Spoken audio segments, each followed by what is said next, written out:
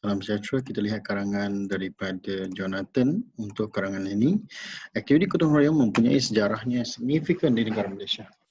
Semua ahli masyarakat yang tinggal di kawasan setempat perlu melibatkan diri untuk menjayakan aktiviti gotong royong. Walau bagaimanapun, amalan gotong royong telah menjadi darah daging masyarakat zaman dahulu semakin terpinggir. Hal ini dikatakan demikian kerana masyarakat kini bersikap mementingkan diri bagai enam dalam luka, melepaskan pucuk masing-masing. Seterusnya, masyarakat pada hari ini sibuk mencari sesuap nasi dan seteguk air dalam usaha, dalam kesibukan ataupun dalam usaha mengejar arus kemodenan perdana. Kesannya, nilai-nilai mulia yang pernah menjadi amalan masyarakat dahulu telah diabaikan. Persoalannya, apakah faedah aktiviti gotong royong?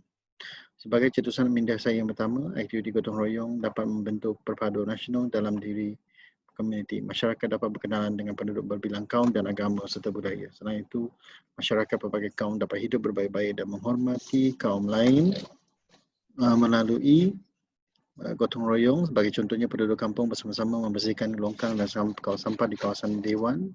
Orang ramai, kesannya penduduk dapat mengenali budaya dan adat resam melalui perbualan sama ahli masyarakat.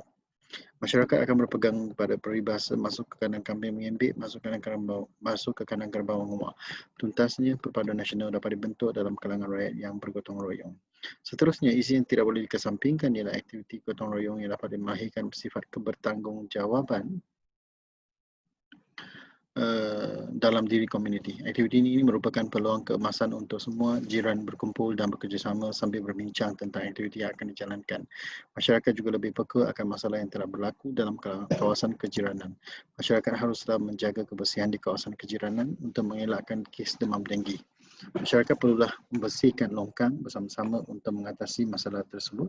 Dengan berbuat demikian, kematian disebabkan wabak denggi yang telah meningkat 100% dalam 3 bulan telah dapat dikurangkan. Kualiti kehidupan rakyat juga dapat dikurangkan. Tegasnya, sifat kebertanggungjawabban dalam diri dibentuk melalui aktiviti gotong royong.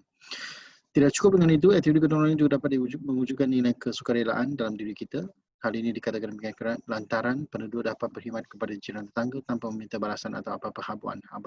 Amalan ini membolehkan masyarakat mentransformasikan diri sebagai orang yang lebih disukai dan diterima oleh masyarakat sekeliling. Misalnya, masyarakat dalam berkorban masa dan tenaga mereka agar dapat membersihkan kawasan tempat tinggal.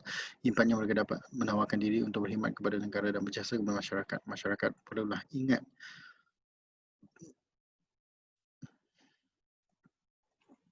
akan peribahasa Melayu, berbuat baik pada wajah jangan sekali.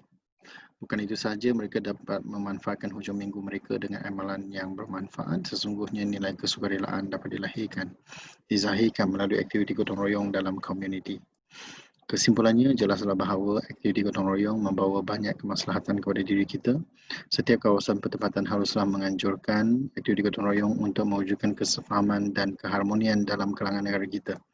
Sekolah juga hendaklah menganjurkan aktiviti gotong royong pada sekolahan pada akhir tahun supaya generasi muda dapat mengetahui kepentingan amalan gotong royong dari kecil lagi kerana melantau buluh biara dari rebungnya.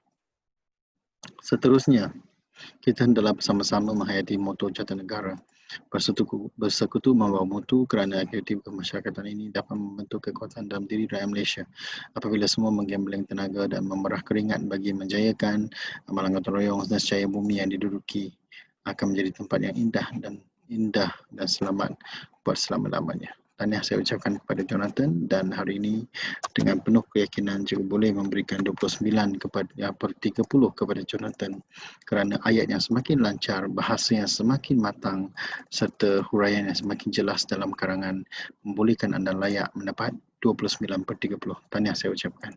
Di mana kemahuan, di situ ada jalan. Teruskan usaha anda.